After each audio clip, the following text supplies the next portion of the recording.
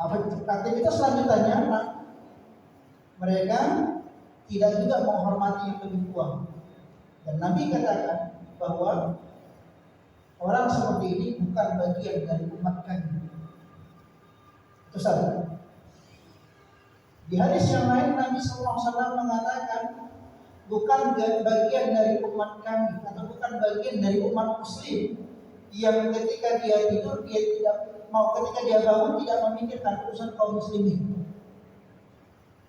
Hari ini kita cenderung berpikir dengan pola kapitalis yang penting bagaimana hidup kita.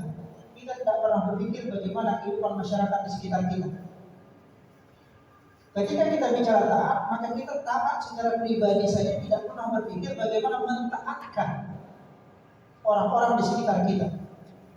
Padahal kalau kita baca ayat-ayat Allah, ada sebuah indikasi yang tersembunyi dari kalimat Allah ketika Allah Subhanahu wa taala mengajarkan kepada kita doa terkait kependidikan.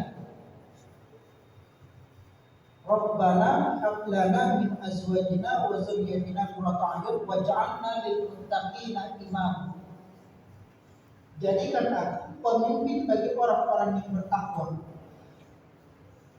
Yang poin tersembunyinya, seorang mukmin harus berpikir bagaimana dia menjadi pemimpin di antara orang-orang bertakwa. Andai kata orang-orang yang bertakwa itu belum muncul, maka dia munculkan itu.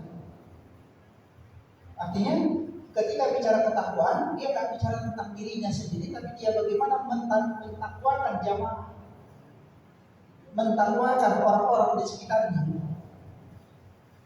Dan dia paham dengan kalimat Allah, wa tawassaw bil haqq wa tawassaw bis sabr. Saling mengingatkan kepada yang hak, saling mengingatkan kepada yang kesabaran. Itu bagian dari konsepsi keislaman kita. Sayangnya hari ini karena kita dibesarkan dengan dunia kapitalis yang pola pikirnya adalah pola pikir keduniawian, jarang menghubungkan aktivitas dunia dengan aktivitas akhirat. Bahkan dalam konteks ibadah sekalipun banyak aktivitas kaum muslimin hari ini yang ibadahnya itu banyak dunia, sehingga ini yang menjadi peringatan dari Imam Ibnu Qayyim al-Jauziyah. Beliau mengatakan cukuplah seseorang itu dikatakan hamba dunia ketika dia beribadah tujuannya adalah untuk menggapai dunia. Walaupun kita tidak bicara benar dan salah, kenapa?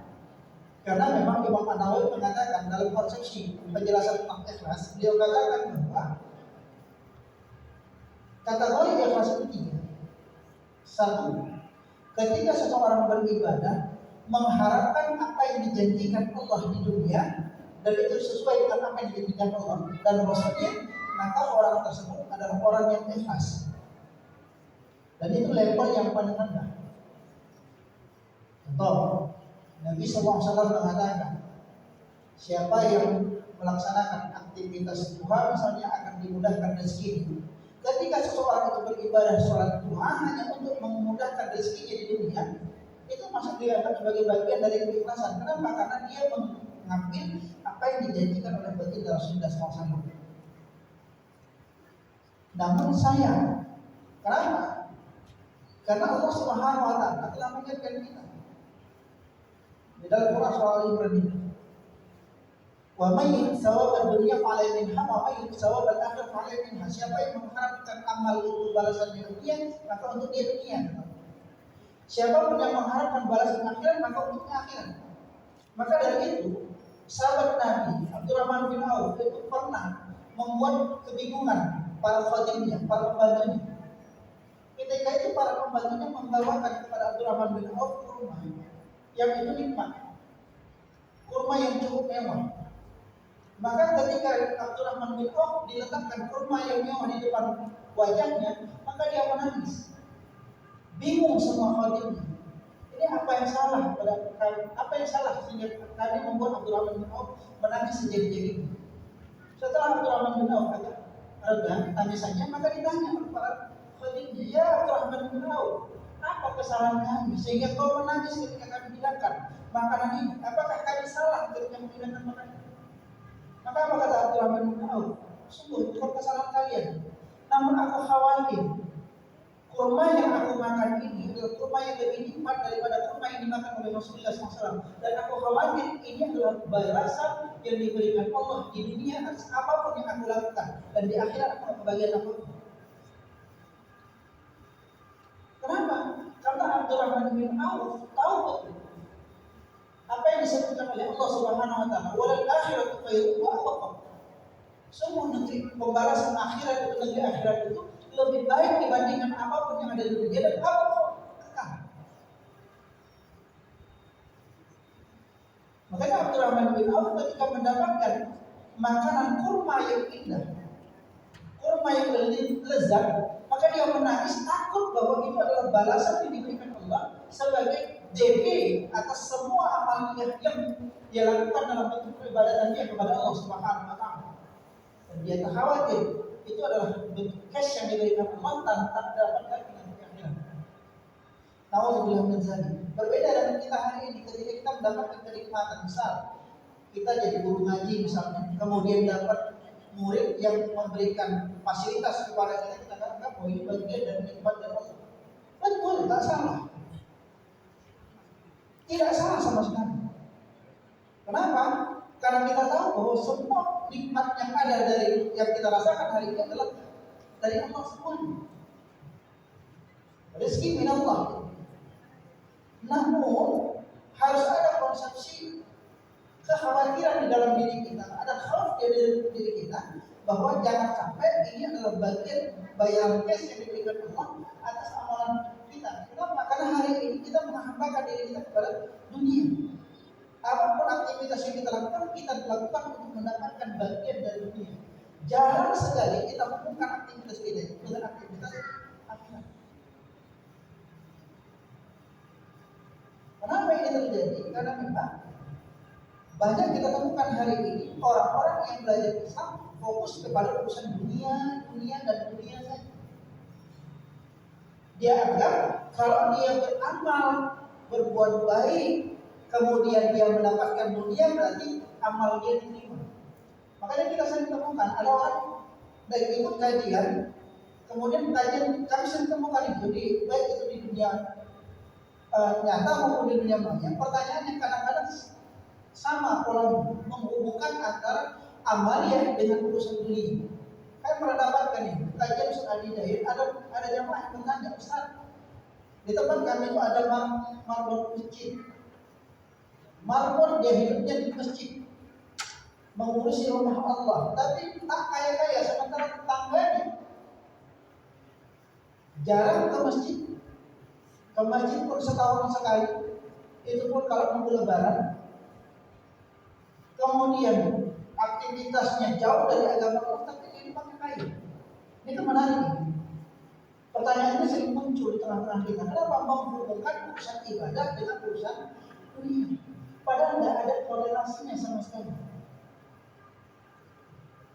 Kalau ada korelasinya, maka orang yang paling kaya di muka bumi itu harusnya Rasulullah SAW.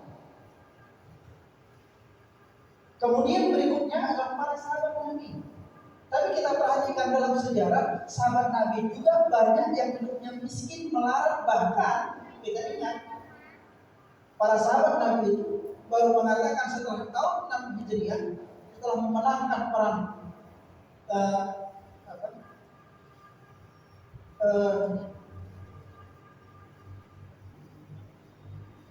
Khaybar, baru dia perang Tabuk, bukan perang Khaybar, perang Tabuk, baru mereka mengatakan baru kali ini kami tahu bagaimana rasanya dengan.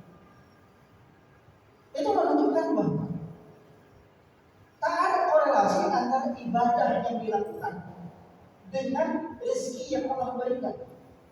Banyak dan sedikit tidak ada korelasi. Bahkan kalau kita baca dalam riwayat dari mulai masa Nabi Adam alaihissalam sampai masa kita hari ini, rata-rata orang yang zolim lah yang mendapatkan kekayaan dunia. Rata-rata orang zolim lah yang paling banyak mendapatkan bagian dunia. Kenapa? Karena Rasulullah SAW itu pernah menggambarkan kepada para sahabat bahwa dunia ini adalah sampah. Makanya ketika perang perang Hunain Rasulullah SAW memberikan harta rampasan perang lebih banyak kepada orang-orang yang lemah imannya. Kenapa? Karena Rasulullah SAW mengatakan kepada para sahabat Ansor, cukuplah memberikan sampah dunia kepada mereka, sementara kepada kalian aku serahkan diriku dan Allah bersama kalian. Begitu pandangan Rasulullah SAW, itu ajaran Rasulullah kepada kita. Sayangnya memang ajaran itu berat kita pahami. Kenapa? Karena perkara akidah kita ini masih penyakitan. Sama seperti kami katakan pekan lalu, kami selalu merenung ketika membaca riwayat terkait dialog atau komplain dari sahabat Nabi SAW Ibnu Umar. Dan ada riwayat mengatakan Ibnu Abbas yang komplain kepada para tabi'in terkait apa pola belajar. Di mana kata Ibnu Umar, kami dulu belajar iman dulu baru belajar Al-Quran. Dalam artian belajar iman dulu baru belajar fikih, belajar perintah, belajar amal. Sehingga kalau ketemu dengan perintah setelah keyakinan muncul, maka perintah itu bisa dijalankan dengan mudah.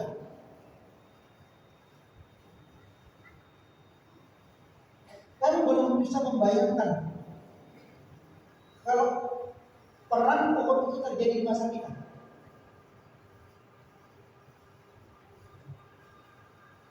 Di tengah perang Uhud, perang Hamrah itu terjadi di masa kita. Kami nggak bisa membayangkan betapa mungkin kita akan temukan betapa banyak kaum muslimin yang akan meminta uzur kepada amir kita. Kita ingat, pasca peperangan Uhud, Rasulullah SAW diperintahkan Allah untuk melakukan pembalasan kepada kaum kafir Quraisy. Dan Allah memerintahkan yang boleh ikut dalam peperangan itu hanya veteran perang Uhud, tak boleh ditambah siapapun 1 tahun. Yang boleh berangkat hanya veteran Uhud saja. Yang kita tahu dalam sejarah itu mengatakan veteran perang Uhud itu dalam keadaan yang amat sangat menyedihkan. Ada orang yang pulang dari Uhud ke Madinah itu sambil menyeret kakinya. Kenapa? Karena terluka parah kaki. Ada Talha yang itu di tubuhnya penuh dengan luka. Ada riwayat mengatakan 70 luka sampai Nabi SAW menggelarkan dia sebagai syahid yang masih hidup. Dan begitu banyak sahabat lain. Tapi ketika mendapatkan perintah Nabi SAW, wahai kaum muslimin, berangkat kita sekarang mengejar pasukan Quraisy yang memenangkan perang Uhud. Dan tidak boleh ditambah oleh siapapun. Maka kita temukan riwayat mengatakan semua sahabat berangkat tanpa satu orang pun mau mengatakan ada uzur.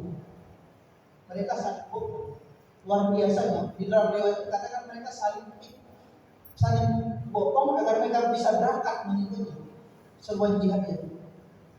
Kita sekarang, contoh sederhana, ini kita bentar lagi akan melaksanakan Idul Kurban. Kurang lebih sekitar ini sekarang tanggal 14. Kalau kita pakai pendapat Muhammadiyah, insya Allah tanggal 6. Kita belum tahu pemerintah mengumumkan tanggal berapa, kita belum tahu Arab Saudi mengumumkan tanggal berapa. Kenyataannya, kalau kita lihat di masjid-masjid yang notabene-nya berada di komunitas orang-orang yang akhirnya, itu jumlah orang-orang yang melakukan aktivitas kurban sedikit sekali dibandingkan dengan jumlah penduduk kaya di sana. Kenapa? Alasannya ini bersamaan dengan masa anak-anak tamat sekolah, bersamaan dengan masa anak-anak mau kuliah, bersamaan dengan pembayaran kuliah di bulan Juni, kena bulan haid. Berapa saja? Uzur yang sebenarnya bukan uzur, hanya rasa khawatir kita saja bahwa kita nggak punya kecukupan akan rezeki. Padahal Allah yang mencukupkan rezeki.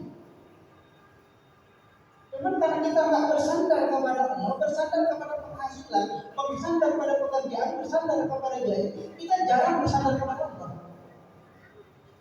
Jarang sekali. Ketika kita akan berinfak, kita ukur gaji saya sekian. Kalau saya berinfak sekian berapa yang tinggalkan keluarga?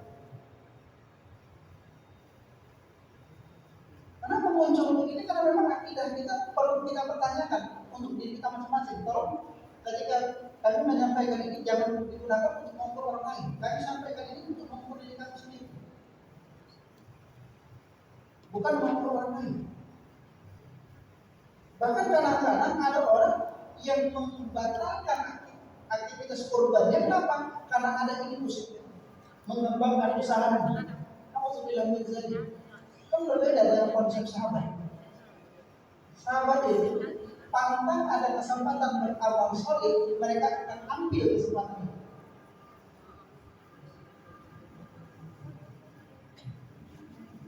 Kenapa? Karena mereka tahu bahwa amal soleh yang mereka lakukan adalah bagian investasi yang akan mereka petik nanti ketika mereka ketemu dengan Allah.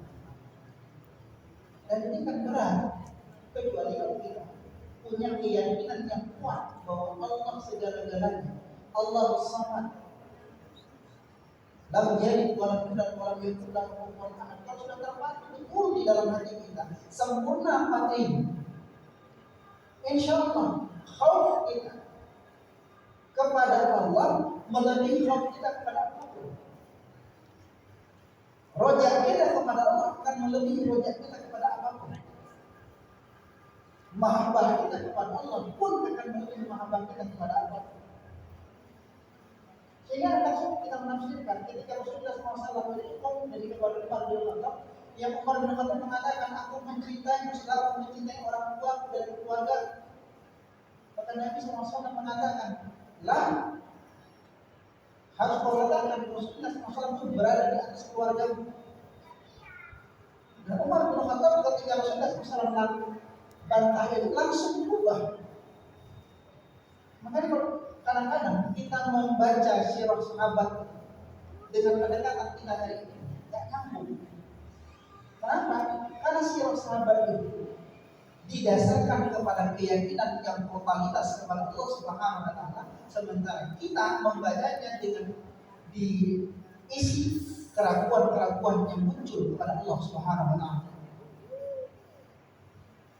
Dan ini yang terjadi hari ini. Sehingga ketika ada seruan dari Allah Subhanahu wa Ta'ala, fakum bainahum bima anzalallah, hukumlah diri kalian dengan apa yang diturunkan Allah. Masih ada yang mengatakan kita ini bukan muslim semua. Keluar kalimat dari siapa? Dari muslim. Kalau itu keluar dari kalimat non muslim, dari orang non muslim, itu kita maklum. Tapi ini keluar dari orang muslim, aneh. Padahal kalimat muslim secara bahasa, menjadi muslim itu artinya menjadi orang yang tunduk totalitas. Kan kalimat apa tugas? Tidaklah layak bagi seorang muslim laki-laki dan mukmin perempuan kalau Allah dan Rasulnya telah menetapkan satu keputusan, ada khiyar, ada pilihan bagi dirimu untuk mengambil pilihan lain. Dan sayangnya hari ini kita banyak-banyak ketemu dengan orang-orang yang belajar tasawuf malah membolak-balikkan pendekatan kepada Allah Subhanahu wa Ta'ala, bukan malah menunjukkan kekuatan keyakinan batin untuk terus terikat dengan Allah, untuk terus mencari perhatian Allah, untuk mencari keridhaan Allah, untuk mengejar keridhaan Allah. Kita belajar tasawuf, kita cari itu apa?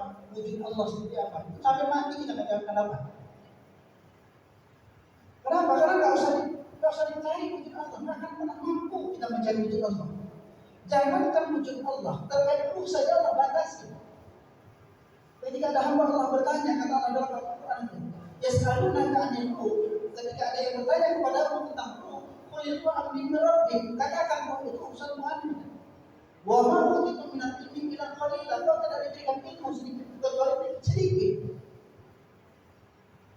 Dan orang tua kita itu sudah mengajarkan kepada kita, kalau kain panjang sejengkal jangan pernah dalamnya laut kira-kira.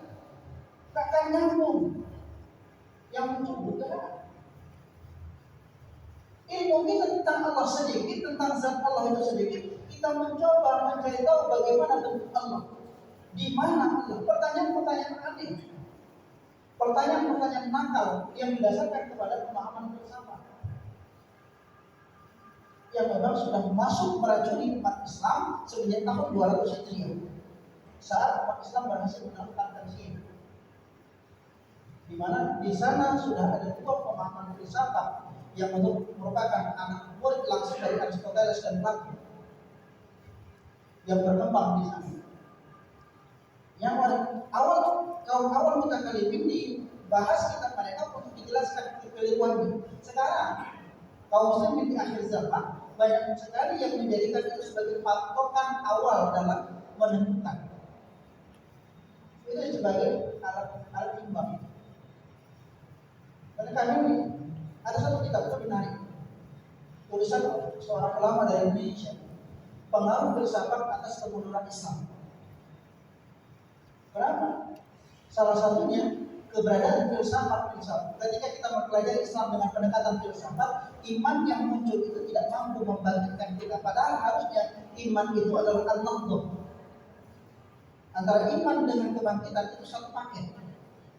Maka kita temukan dulu Rasulullah SAW berada di daerah yang telah diperhitungkan di muka bumi, kemudian bangkit dalam waktu kurang dari 10 tahun. Rasulullah SAW bangkit menjadi kekuatan besar yang menguasai Jazirah Arab. Di mana Jazirah Arab itu sudah dikuasai dulu pertama kali oleh Persia dan Romawi. Kenapa? Itu kekuatan akidah. Kenapa? Akidah yang benar pasti akan memaksa orang yang berakidah itu akan bangkit. Makanya kita temukan Bilal seorang budak menjadi pribadi yang cukup agung, cukup diperhitungkan.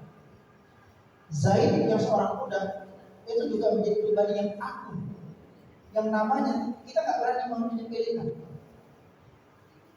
Dia mantan budak, tapi ketika dia beriman, maka iman yang muncul di dalam hatinya membangkitkan dirinya, membangkitkan namanya, sehingga hari ini ketika kita menyebut nama Zaid, kita nggak berani menyebut nama Zaid itu dengan merendahkan. Kenapa? Karena keagungan yang luar biasa dimunculkan oleh Zaid. Ulah apa? Ulah iman yang ada di dalam hati.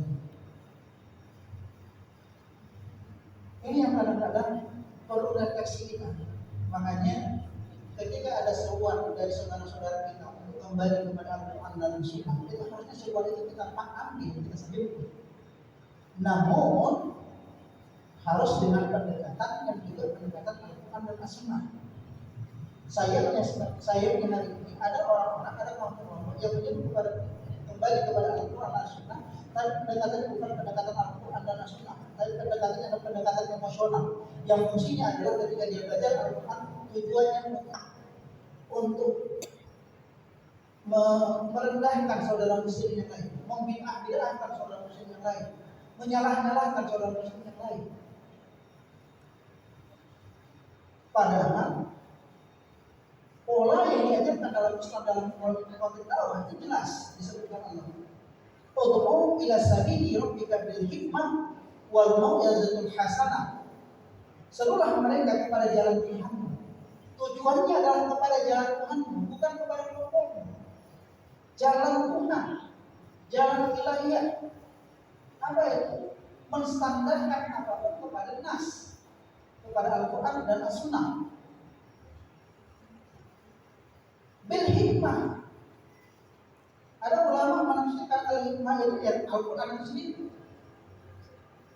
Ada al-hikmah dengan konsep mengatakan dengan kelembutan, dengan moralitas. Berikutnya, kalau pun harus berdebat, maka wajib billati yang ahsan. Debatlah mereka yang ahsan dengan perkara yang ahsan, bukan hasan Allah katakan, tapi ahsan. Menunjukkan apa? Ahsan itu kalimat ahsan kata guru kami itu beda dengan hasan. Hasan itu sekedar baik. Terlepas yang menerima itu senang tak senang, tersinggung tak tersinggung, itu namanya hasan. Tapi ahsan itu menyampaikan sesuatu yang baik dengan cara yang baik sehingga responnya juga baik. Kalaupun ternyata responnya buruk, tetap dibalas dengan kebaikan. Ini kadang-kadang kita temukan ada orang-orang yang mentakzir saudara yang muslim di sini. Mentakzir menganggap kalau saudara ini bukan bagian dari muslim. Kenal bilang ini. Makanya kalaupun ada seruan kepada Al-Quran dan Sunnah, harus seruan itu diambil dengan pendekatan sunnah itu sendiri. Yaitu pendekatannya bagaimana Al-Quran dan As-Sunnah itu dibaca, dipahami, diamalkan, diterapkan dalam seluruh konteksnya dari A sampai Z, dari ujung sampai pangkalnya, bukan memilih ayat-ayat tertentu itu dipakai, ayat-ayat lain dicampakkan. Cukuplah Allah menjadikan orang-orang yang terlaknat karena memilah dan memilih ayat-ayat Allah yang mereka sukai, mereka ambil, dan mereka sukai, mereka campakkan. Jangan sampai kita umat akhir zaman yang sudah disampaikan Allah tentang laknat yang diberikan oleh Yahudi, kita termasuk orang-orang yang melaksanakan itu. Mudah-mudahan apa yang kami sampaikan ini bisa menjadi pembelajaran bagi diri kami sendiri, khususnya dari kita semua para dunia. Dan mohon maaf, seyogianya hari ini sebetulnya yang menyampaikan di sini guru kami Ustaz Musnadi Al-Razi. Karena tadi sore beliau mendengar saya minta izin karena memang beliau sedang kurang enak badan, plus tambahan berita tidak menyenangkan karena keluarga beliau itu ada di daerah Melawi. Tadi sore kita dengar berita Aceh Barat Daya gempa dengan kekuatan 6,2 skala Richter. Nauzubillah min dzalik. Mudah-mudahan kita berdoa kepada Allah tidak ikut dengan tsunami berikutnya. Mudah-mudahan kita juga berdoa keluarga beliau di sana Allah lindungi, Allah berikan keselamatan dan diberikan kekuatan atas ujian yang diberikan oleh Allah Subhanahu wa taala. Sekali lagi kami mohon maaf. Seyogianya harusnya beliau merasakan beliau dari minta untuk digantikan. Jadi mohon izin, mohon maaf kepada Bapak Ibu dan kami materi yang harusnya lebih baik kita dapatkan materi yang seperti ini. Allah alam, mohon maaf atas segala kesilapan dan kekurangan, mohon ampun. Kita berdoa kepada Allah Subhanahu wa taala menjaga akidah kita, menjaga keimanan kita, dan menjaga persatuan kaum muslimin sehingga dengan keimanan kita bisa menerapkan ajaran-ajaran Allah Subhanahu wa taala sekuat kemampuan yang kita miliki. Karena Allah Subhanahu wa taala ketika memerintah kita bertakwa, Allah menyatakan dengan kalimat ittaqullaha mastata'tum. Takwalah kalian kepada Allah sebatas optimal maksimal kemampuan kalian. Dan ini adalah mastata'tum, ini adalah bentuk pengurangan dari itu. Karena ketika Allah Subhanahu wa taala memerintahkan kepada para sahabat dulu mengatakan ittaqullaha haqqa tuqatih, sahabat itu menangis jadi-jadinya mengadu kepada Rasulullah SAW. Kita kan sering dengar Fatih Umar selalu mengatakan ittaqullaha haqqa tuqatih wa la tamutunna illa wa antum muslimun. Sahabat itu ketika mendengar ayat ini dia nangis jadi-jadinya. Kenapa? Karena dia tahu, para sahabat itu paham bahwa kita ini manusia, kadang-kadang imannya naik, kadang-kadang turun. Sehingga untuk mencapai manusia yang takwa sebenar-benarnya takwa itu berarti luar biasa, hampir mendekati kata mustahil. Maka mereka meminta kepada Rasulullah SAW, tolong memintakan kepada kami keringanan. Makanya Allah mengingatkan dengan mengatakan ittaqullaha mastata'tum. Bertakwalah kalian kepada Allah sebatas optimal maksimal kemampuan yang kalian miliki. Artinya itu sudah bagian dari kondisi minimalis. Jangan sampai kita kurangi lagi ittaqullaha, bertakwa kepada Allah karena sebab-sebab tertentu. Ma'udzubillah min dzalik. Wallahu a'lam bishawab. Maaf atas segala kesilapan dan kekurangan, kepada Allah mengampun. Wabillahi taufiq wal hidayah wa taufiq. Assalamualaikum warahmatullahi wabarakatuh. Kita tutup dengan ucapan doa penutup. Subhanallah wa bihamdihi, asyhadu an la ilaha illallah, astaghfirullah.